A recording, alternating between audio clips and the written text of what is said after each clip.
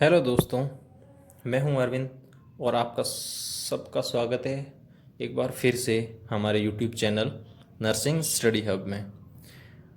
तो जैसा कि फर्स्ट यूनिट हमारी न्यूट्रिशन की कंप्लीट हो चुकी है और आज हम अपने यूनिट सेकंड कार्बोहाइड्रेट पढ़ेंगे। जिसने भी यूनिट वन नहीं देखी है, ठीक है, वीडियोस नहीं देखे हैं, तो उसका लिंक डिस्क्रिप्शन में दे रखा है, तो आप उससे जाके देख सकते हैं। और चैनल को सब्सक्राइब अभी तक जिसने नहीं किया है तो प्लीज़ चैनल को सब्सक्राइब कर दीजिए, लाइक कर दीजिए और एक कमेंट ज़रूर करना कि आपको हमारा वीडियो कैसा लगा। और अभी जो वीडियो मैं बना रहा हूँ उसको एंड तक ज़रूर देखिएगा, ठीक है। तो आज का हमारा सेकंड यूनिट है न्यूट्रिशन का, कार्बोहाइड्रेट। तो इसके अंदर कार्बोहाइड्रेट का जो फर्स्ट टॉपिक है वो है क्लासिफिकेशन, मतलब क्लासिफिकेशन।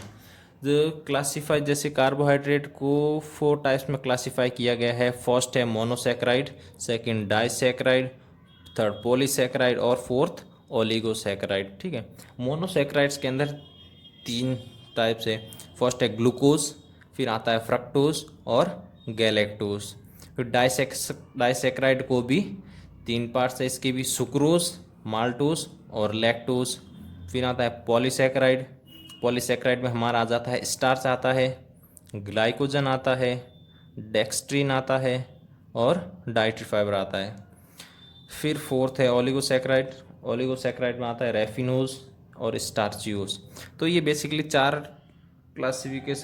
टाइप्स ऑफ क्लासिफिकेशन किए गए हैं कार्बोहाइड्रेट के, जो कि मोनोसेक्राइड, डाइसेक्राइड, पॉलीसेक्राइड और ओलिगोसेक्राइड है, ठीक है। इसको हम अब वन बाय वन पढ़ेंगे। फर्स्ट पढ़ते हैं मोनोसेक्राइड। मोनोसेक्राइड बेसिकली क्या होता है कि सिंपलेस्ट फॉर्म है कार्बोहाइड्रेट की, मतलब सबसे सिंपलेस्ट जो फॉर्म होती है कार्बोहाइड्रेट की वो है मोनोसेक्राइड, जो कि बनी हुई होती है 2 to 6 कार्बन यूनिट्स की, ठीक है। 2 से लेकर के 6 कार्बन यूनिट होते हैं इसके अंदर, ठीक है। फिर इसकी फर्स्ट मोनोसेक्राइड के अंदर फर्स्ट क्या आ जाता है, fructose. Fructose is mainly found in fruits, so it is a fruit sugar. Fructose क्या होता है कि फ्रक्टोज, देखो नाम से ही पता चलता है कि फ्रूट्स में पाई जाती है, तो इसीलिए इसको फ्रूट शुगर कहा जाता है। फिर है सेकंड गैलेक्टोज। गैलेक्टोज क्या है, एक मोनोसेक्राइड है but it doesn't occur freely in nature. ये भी एक मोनोसेक्राइड है पर ये फ्रीली नेचर में नहीं रहती है, किसी न किसी कॉम्बिनेशन में रहती है, किसी न किसी के साथ में, ठीक है। तो ये हो गए हमारे फ्रक्टोज और गैलेक्टोज दो। और ग्लूकोज तो आपको पता ही है, एक ग्लूकोज है, मतलब सिंपलेस्ट फॉर्म इसकी मोनोसेक्राइड की, जिसके अंदर जो हमारी बॉडी के अंदर कार्बोहाइड्रेट डाइजेस्ट होता है, ठीक है, और एनर्जी जिससे मिलती है वो ग्लूकोज होता है, ठीक है। सबसे छोटी जिसके अंदर बॉडी जिस फॉर्म को हमारे बॉडी यूटिलाइज करती है वो है ग्लूकोज, ठीक है। तो ये हो गए हमारे मोनोसेक्राइड के, ग्लूकोज, फ्रक्टोज और गैलेक्टोज तीनों कंप्लीट। और मोनोसेक्राइड का फॉर्मूला ये है CnH2nOn, ठीक है। ये हो गया हमारा मोनोसेक्राइड। आगे आते हैं डाइसेक्राइड पे, ठीक है। The disaccharide is made up of 2 monosaccharide units. तो डाइसेक्राइड बेसिकली क्या होता है कि 2 मोनोसेक्राइड यूनिट से बन के होता है, बना हुआ होता है, ठीक है। इस on hydrolysis they release 2 monosaccharide units. अगर इसको हाइड्रोलाइसिस करें डाइसेक्राइड का, अगर पानी में इसको घोला जाए तो ये 2 मोनोसेक्राइड के यूनिट रिलीज करेगा, क्योंकि डाइसेक्राइड है तो मोनोसेक्राइड से बन के 2 मोनोसेक्राइड के यूनिट से बना हुआ होता है। तो इसको अगर तोड़ेंगे भी तो भी इसके अंदर 2 मोनोसेक्राइड के यूनिट्स निकलेंगे, ठीक है। और इसके एग्जाम्पल्स हैं डाइसेक्राइड के, सुक्रोज आ गया इसके अंदर, माल्टोज है और लैक्टोज। तो सबसे पहले पढ़ते हैं हम सुक्रोज। तो sucrose is a table sugar, ठीक है, which is obtain from sugar cane. तो सुक्रोज क्या है कि टेबल शुगर है, जो हम रात दिन अपने घर में यूज़ होती है, जो चीनी, बेसिकली वही सुक्रोज होती है, और जो कि हमें गन्ने से ऑब्टेन्ड होती है, शुगर केन से, ठीक है। It on hydrolysis yield 1 unit of glucose and fructose.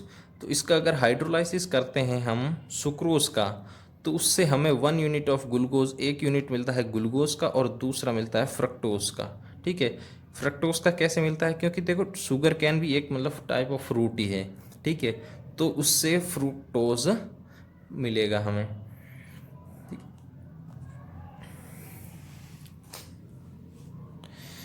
फिर जैसे कि ये केमिकल कंपोजिशन दे रखी है सुक्रोज प्लस H2O। अगर सुक्रोज का हाइड्रोलाइसिस करते हैं हम सुक्रेस एंजाइम की प्रेजेंस में, तो वो हमें एक ग्लूकोज का यूनिट और एक फ्रक्टोज का यूनिट देता है, 2 यूनिट्स ऑफ मोनोसेक्राइड्स। फिर आ जाते हैं सुक्रोज के बाद हमें maltose. Maltose is obtained from sprouted cereals, grain और स्टार्च। माल्टोज हमें मिलती है स्प्राउटेड सीरियल्स, जैसे कि जो अंकुरित अनाज होता है और स्टार्च होता है अंकुरित उससे। ठीक है, और it on hydrolysis yields 2 unit of glucose.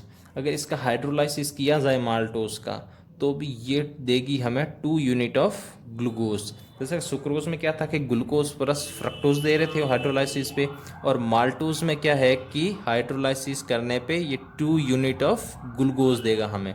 ठीक है, इसकी रिएक्शन देखें, ये है कि maltose plus H2O, maltose plus water, maltase की प्रेजेंट में एक एंजाइम है, उसमें हमें मिलेंगे glucose plus glucose, 2 units of glucose. जित हो गया हमारा माल्टोज। फिर आता है हमारा lactose. Lactose is known as milk sugar. Lactose को मिल्क शुगर भी कहा जाता है, as it only source is milk, क्योंकि ये सिर्फ मिल्क से ही मिलती है हमें। It on hydrolysis yield 1 unit of glucose and 1 unit of galactose.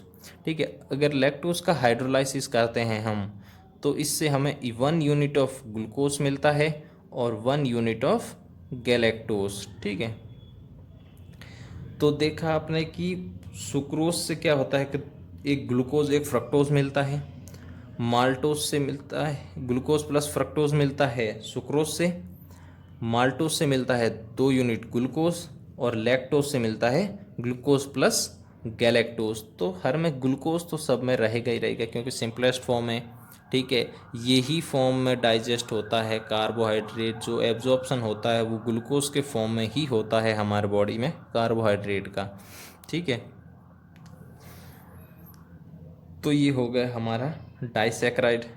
फिर आ जाते हैं नेक्स्ट पॉलीसैक्राइड पे।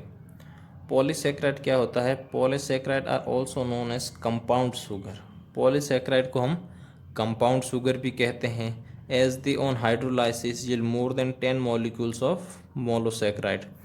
क्यों कहते हैं कंपाउंड शुगर, क्योंकि इसका अगर हाइड्रोलाइसिस करें हम, तो हमें 10 मॉलिक्यूल से भी ज़्यादा मोनोसैक्राइड यूनिट निकलेगी इसमें। ठीक है, कि 10 मॉलिक्यूल या 10 मॉलिक्यूल से भी ज़्यादा मॉलिक्यूल से बना होता है पॉलीसैकेराइड, इसीलिए इसको कंपाउंड शुगर कहते हैं। ठीक है, इसके एग्जाम्पल है स्टार्च हो गया, ग्लाइकोजन, डेक्स्ट्रीन और डाइट्री फाइबर। ठीक है, ये इसके 4 एग्जाम्पल हैं। तो सबसे पहले हम पढ़ेंगे स्टार्च के बारे में। Starch is main storage form of carbohydrate in plant.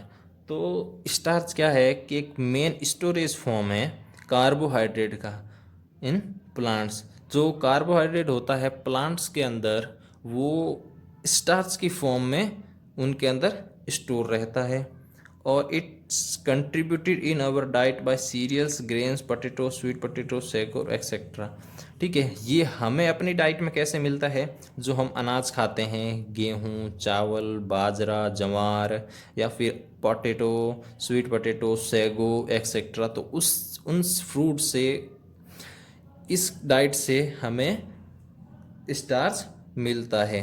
ठीक है, सैगो क्या होता है, सैगो बेसिकली ये क्या होता है, पाम ऑब्टेन होता है, हमें पाम ट्री से मिलता है, जो कि उससे बिस्किट भी बनते हैं, केक बनते हैं, ब्रेड्स बनती है। तो ये होता है सैगो। फिर more than half of the carbohydrate ingested by humans are starch. जो ह्यूमंस आधे से ज़्यादा जो कार्बोहाइड्रेट खाते हैं वो स्टार्च के फॉर्म में ही खाते हैं। ठीक है, it is it is ultimately hydrolyzed in the body into glucose। तो ये क्या आता है कि जो स्टार्च होता है वो एंड में अपने आप से हाइड्रोलाइज होके एंड में हाइड्रोलाइज होके ग्लूकोज में कन्वर्ट हो जाता है बॉडी के अंदर। ठीक है, जैसे देखो स्टार्च एमाइलेज एंजाइम की प्रेजेंस में माल्टोज में कन्वर्ट होता है, और माल्टोज माल्टेस एंजाइम की प्रेजेंस में ग्लूकोज में कन्वर्ट हो जाता है। ठीक है, और ग्लूकोज बॉडी के अंदर एब्जॉर्ब हो जाता है सिंपलेस्ट फॉर्म के थ्रू। ठीक है, फिर आ गया ग्लाइकोजन। ग्लाइकोजन ग्लाइकोजन क्या है? Glycogen is main food reserve in animal. Glycogen main food reserve होता है एनिमल्स का। जैसे कि कार्बोहाइड्रेट जो एनिमल्स के अंदर स्टोर्ड होता है वो ग्लाइकोजन की फॉर्म में होता है। So it is also called animal starch, इसलिए ग्लाइकोजन को एनिमल स्टार्च भी कहा जाता है। Liver and muscles are main storage site of glycogen in animals. तो लीवर और मसल्स होती है वो मेन स्टोरेज साइट होती है ग्लाइकोजन की एनिमल्स के अंदर। जैसे ह्यूमन बीइंग के अंदर जो लीवर और मसल्स होती है उसके अंदर ग्लाइकोजन स्टोर्ड होता है। Usually in the fasting state this stored glycogen is converted to glucose to provide energy. जैसे फास्टिंग स्टेट होती है ना, जिस टाइम मतलब अपन फास्ट रखा हो या व्रत कह सकते हो, तो उस टाइम क्या होता है कि हम खाना नहीं खा रहे होते हैं। ठीक है, तो उस टाइम जो बॉडी के अंदर एनर्जी की रिक्वायरमेंट होती है वो कैसे पूरी होती है? तो ये जो ग्लाइकोजन लीवर और मसल्स के अंदर जो स्टोर्ड होता है वो वापस कन्वर्ट हो जाता है ग्लूकोज के अंदर, और फिर हमारे पूरी बॉडी के अंदर सर्कुलेट होता है, जिसकी वजह से एनर्जी रिक्वायरमेंट उस फास्टिंग स्टेट में हमारी पूरी हो जाती है। फिर आ जाता है डेक्स्ट्रिन। ठीक है, डेक्स्ट्रिन क्या है? Dextrin is product of partial hydrolysis of starch by an acid और एंजाइम। जो पार्शियल हाइड्रोलाइसिस होता है ना स्टार्च का एसिड या फिर एंजाइम के थ्रू, उससे जो प्रोडक्ट बनता है वो है डेक्स्ट्रिन। ठीक है, तो डेक्स्ट्रिन बेसिकली क्या होता है? Dextrin is the main carbohydrate source in proprietary preparation used as oral supplement. तो डेक्स्ट्रिन का यूज़ कार्बोहाइड्रेट के मेन सोर्स में किया जाता है।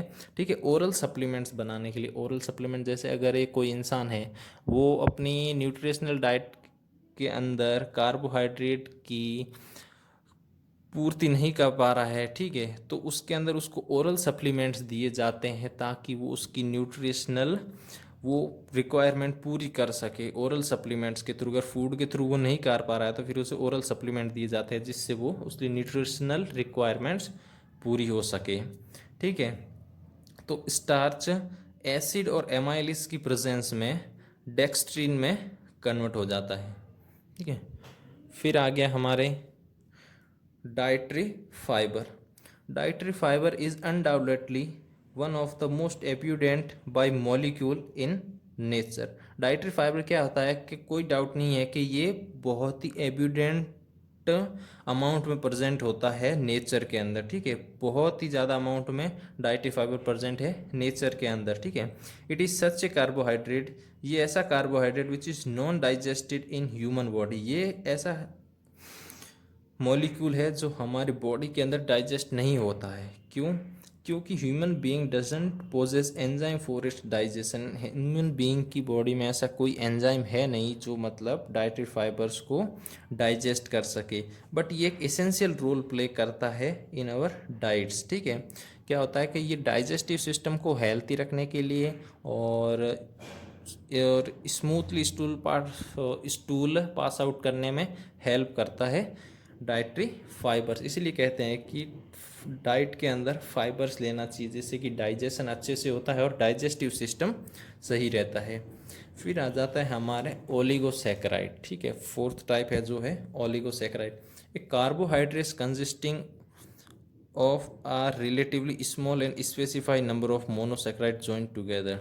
ठीक है, ओलिगोसैकेराइड क्या है? एक टाइप ऑफ कार्बोहाइड्रेट जो स्मॉल और स्पेसिफाई नंबर, मतलब एक जितना हम मतलब एक गिनती लायक नंबर से और छोटे छोटे मोनोसेक्राइड, मतलब 2 3 से लेकर के 10, तो ज़्यादा बस यही होता है कि 3 से लेकर 10 मोनोसेक्राइड्स के जो मिल के ओलिगोसेक्राइड बना हुआ होता है। ये small and specified number of monosaccharide joint together, मतलब 3 से 10 मॉलिक्यूल्स ऑफ मोनोसेक्राइड साथ में जुड़ के ओलिगोसेक्राइड बनाते हैं। इसके एग्जांपल्स क्या क्या है? नहीं, एग्जांपल नहीं, एग्जांपल तो है, तो ये बाद में आएंगे। फर्स्ट है लैक्टोज, माल्टोज एंड सुक्रोज। ये 3 है जो डाइसेक्राइड्स है, माल्टोज, लैक्टोज और सुक्रोज। ये आर ओलिगोसेक्राइड है, ये भी ओलिगोसेक्राइड है जो कि बने हुए होते हैं कंसिस्टिंग ऑफ 2 सिंपल शुगर्स। ये जैसे कि पूरा था ना कि ये लैक्टोज, माल्टोज और सुक्रोज वो डाइसेक्राइड्स है जो मतलब मोनोसेक्राइड के 2 यूनिट से मिलके बने हुए होते हैं। 2 units, 2 simple sugar, simple sugar मतलब मोनोसेक्राइड्स। ठीक है। Raffinose is an oligosaccharide consisting of 3 simple sugar. और रेफिनोज एक ये है जो इसका ओलिगोसेक्राइड का एग्जाम्पल है, वो 3 सिंपल शुगर से बन के बना होता है। इसके ओलिगोसेक्राइड के एग्जाम्पल्स क्या क्या हैं? एक तो रेफिनोज है और एक है स्टार्चियोज। ठीक है, ये हो गया हमारा क्लासिफिकेशन, जो कि क्लासीफाई कार्बोहाइड्रेट का क्लासिफिकेशन था, जो कि 4 टाइप्स में था: मोनोसेक्राइड, डाइसेक्राइड और पॉलीसेक्राइड और ओलिगोसेक्राइड। ठीक है, अब आती है इसकी कैलोरी वैल्यू। कैलोरी वैल्यू क्या होती है? कैलोरी वैल्यू मतलब कि जो हम फूड ले रहे हैं, कोई भी फूड हो, चाहे कार्बोहाइड्रेट, प्रोटीन, फैट, तो उस एक अमाउंट का फूड है, समझ लो 1 ग्राम अमाउंट के अंदर हमारे बॉडी को कितनी एनर्जी मिलेगी, मतलब एनर्जी कितनी मिलती है हमें 1 ग्राम कोई भी फूड खाने से। जैसे कार्बोहाइड्रेट हो गया, प्रोटीन, फैट, विटामिन्स जो भी है, उनसे हमें 1 ग्राम में कितनी एनर्जी मिलती है, वही कैलोरी वैल्यू होती है। कैलोरी क्या है? बेसिकली एक यूनिट है इसकी, किलो कैलोरी एनर्जी की यूनिट है। ठीक है, calorie value gives energy value of food, उस फूड के अंदर कितनी एनर्जी है, ठीक है, वही कैलोरी वैल्यू है। ठीक है, जैसे 1 ग्राम कार्बोहाइड्रेट के अंदर 4 किलो कैलोरी एनर्जी होती है। ठीक है, ये हो गई हमारी कैलोरी वैल्यू। फिर हमारा नेक्स्ट टॉपिक है, 2 टॉपिक कंप्लीट हो गए। फिर थर्ड टॉपिक है हमारा रिकमेंडेड डेली अलाउंसेस। ठीक है, रिकमेंडेड डेली अलाउंसेस कार्बोहाइड्रेट के। ठीक है, तो कार्बोहाइड्रेट का रिकमेंडेड डेली अलाउंसेस जानने से पहले एक काम करते हैं कि ये जानते हैं कि रिकमेंडेड डेली अलाउंस होता क्या है। ठीक है, तो we must know that what is recommended dietary allowance. Recommended dietary allowance is defined as average daily dietary intake level.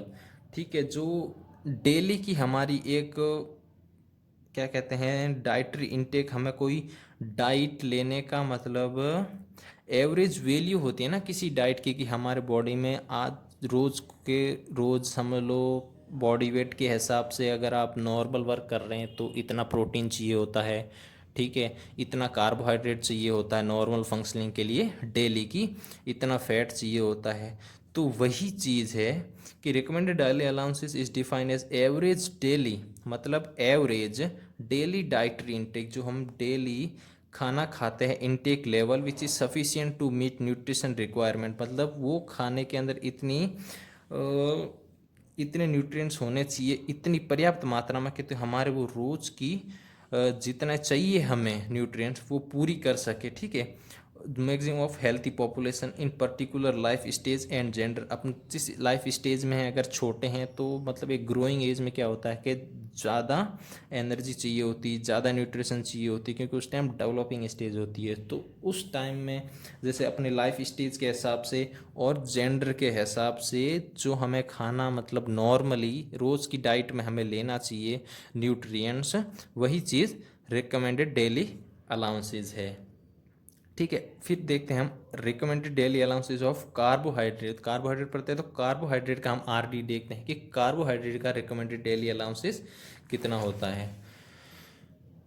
तो जैसा कि देखें, there are not any specific figure for amount of carbohydrate. वैसे तो देखें कोई स्पेसिफिक फिगर नहीं है कि हम इतना कार्बोहाइड्रेट लेना चाहिए, क्योंकि one should consume normally 60 to 70% of our total calorie should come from carbohydrate. जैसे कि जो हम डेली जो नॉर्मली 60 to 70% हमारी डाइट होती है, ठीक है, उससे जो कैलोरी आती है वो कार्बोहाइड्रेट से ही आती है, क्योंकि हम खाने में क्या खाएंगे, रोटी खाएंगे, चावल खाएंगे, उसके अंदर कार्बोहाइड्रेट है, सब्जी खाएंगे तो उसमें भी कुछ अमाउंट तक होते हैं कार्बोहाइड्रेट। तो बेसिकली 60 to 70% जो हमारी टोटल कैलोरी है वो हमें कार्बोहाइड्रेट से मिलती है। जैसे सेडेंट्री मैन होता है, जो एक सेडेंट्री कैटेगरी रखी गई है आदमी की, जो कि ऑफिस वर्क करता है, नॉर्मल मतलब ज़्यादा हार्ड वर्क भी नहीं और ज़्यादा बैठा भी नहीं रहता, ठीक है, उसकी है 2110 किलो कैलोरीज है। तो उसके अंदर से अगर देखी जाए मैन के हिसाब से, तो उसका 60% देखा जाए कि 60% तो वो अपने टोटल कार्बोहाइड्रेट से ले रहा था, 60% मतलब 1266, ठीक है, किलो कैलोरीज, इतनी तो वो उससे कार्बोहाइड्रेट से ही मिल जाती है उसे, ठीक है। तो इसका कोई स्पेसिफिक नंबर नहीं है कि आपको इतना लेना चाहिए, ठीक है, जैसे वर्क के हिसाब से, एज के हिसाब से, और तो सब अपनी अपनी डाइट अलग अलग होती है। कि फिर आ जाता है डाइटरी सोर्सेज। डाइटरी सोर्सेज कौन सी है जिससे हमें कार्बोहाइड्रेट मिलता है, ठीक है। The food which give carbohydrate in diet are, जो फूड कौन से, the foods which give carbohydrate in our diet are, वो कौन से फूड्स है जो हमें हमारी डाइट के अंदर कार्बोहाइड्रेट प्रोवाइड करते हैं हमें। जैसे फर्स्ट आते हैं ऑल सीरियल, सारे अनाज, जैसे कि राइस, वीट, बाजरा, जवार, रागी एक्सेट्रा, ये सब सीरियल्स है जिनसे हमें कार्बोहाइड्रेट मिलता है। फिर आ जाता है roots and tuber. Roots and tubers में आते हैं पटेटो और स्वीट पटेटो, ठीक है, इनसे भी कार्बोहाइड्रेट मिलता है। Sugar cane, sugar can say Honey, jaggery, sago, ये सब भी है उसमें। फिर पल्सेस एंड लेग्यूम्स में भी होता है, दाल में भी, मतलब दाल और फलियों में भी एक कार्बोहाइड्रेट होता है, ज़्यादा नहीं होता है क्योंकि वो प्रोटीन उसके अंदर ज़्यादा होता है, पर होता ज़रूर है। फ्रूट्स में भी कार्बोहाइड्रेट होता है कुछ अमाउंट में। तो ये सब फूड्स है जिसके अंदर, जिससे हमें हमारी डाइट में कार्बोहाइड्रेट मिलता है। फिर हम जानते हैं फंक्शंस क्या क्या है कार्बोहाइड्रेट के। नेक्स्ट टॉपिक है हमारा फंक्शंस ऑफ कार्बोहाइड्रेट, ठीक है। Indian diets have high percentage of carbohydrate, ठीक है। इंडियन डाइट्स के अंदर क्या होता है कि कार्बोहाइड्रेट का परसेंटेज बहुत ज़्यादा होता है। क्यों? क्योंकि ये कंपेरेटिवली चीप होते हैं, मतलब सस्ते होते हैं। But carbohydrate play very important role in human body as then providing energy. मतलब कार्बोहाइड्रेट का सिर्फ यही काम नहीं है कि सिर्फ एनर्जी प्रोवाइड करे हमें, उसका एक काम और दूसरा ये भी है, ठीक है, कि वो उसके और भी मेजर फंक्शंस है जो कि हम अभी डिस्कस करेंगे। उसका सिर्फ काम एनर्जी देना ही नहीं है, ठीक है, बॉडी के अंदर एनर्जी देने के अलावा भी बहुत काम है उसके। जैसा कि फर्स्ट है एनर्जी सोर्स, ठीक है, पहला काम energy source. Carbohydrate are major source of energy, ठीक है, कार्बोहाइड्रेट हमारे बॉडी के अंदर एक मेजर सोर्स होता है एनर्जी का, ठीक है। It is cheapest and most conveniently available fuel, ठीक है, ये बहुत ही सस्ता होता है और आसानी से मिल जाता है ऑफ फ्यूल ऑफ और ह्यूमन बॉडी के लिए, ठीक है। फिर आता है among all carbohydrate glucose is the primary source of energy for all tissues and brain, ठीक है। सब कार्बोहाइड्रेट्स में, मतलब अमंग ऑल कार्बोहाइड्रेट, सब कार्बोहाइड्रेट में से जो ग्लूकोज होता है, जो सिंपलेस्ट फॉर्म ऑफ कार्बोहाइड्रेट है, जो प्राइमरी सोर्स होती है एनर्जी की, जो हमारे टिश्यू को और ब्रेन को रिक्वायर्ड होती है। जो ब्रेन टिश्यू और ब्रेन को जो एनर्जी हमें चाहिए होती है उनको वर्किंग के लिए, वो मिलती है ग्लूकोज के थ्रू, ठीक है, क्योंकि प्राइमरी सोर्स है, सबसे सिंपलेस्ट फॉर्म है, ठीक है। इसी फॉर्म में कार्बोहाइड्रेट हमारे बॉडी में एब्जॉर्ब होता है, ठीक है।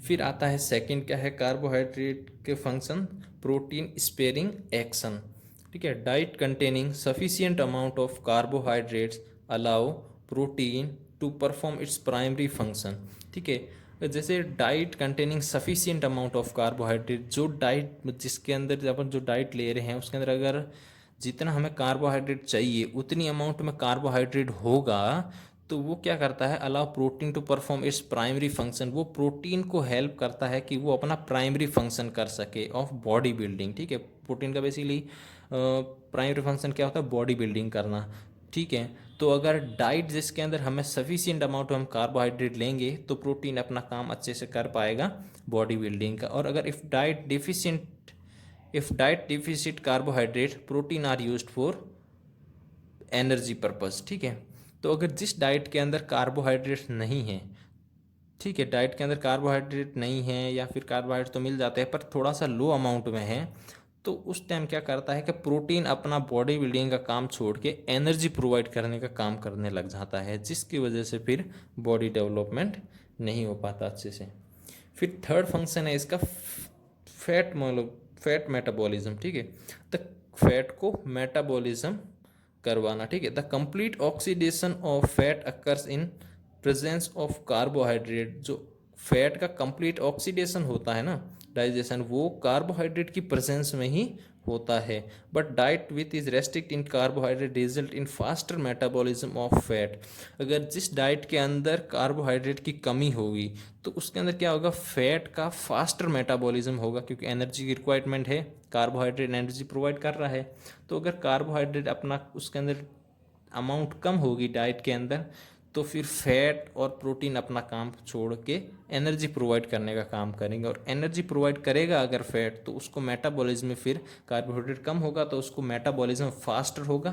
ठीक है, जिसकी वजह से क्या होगा कि इनकम्प्लीटली ऑक्सीडाइज्ड प्रोडक्ट बनेंगे कीटोन बॉडीज, जिसकी वजह से कीटोन बॉडीज बनेगी बॉडी में, जो कि इनकम्प्लीट ऑक्सीडाइज्ड प्रोडक्ट है फैट के।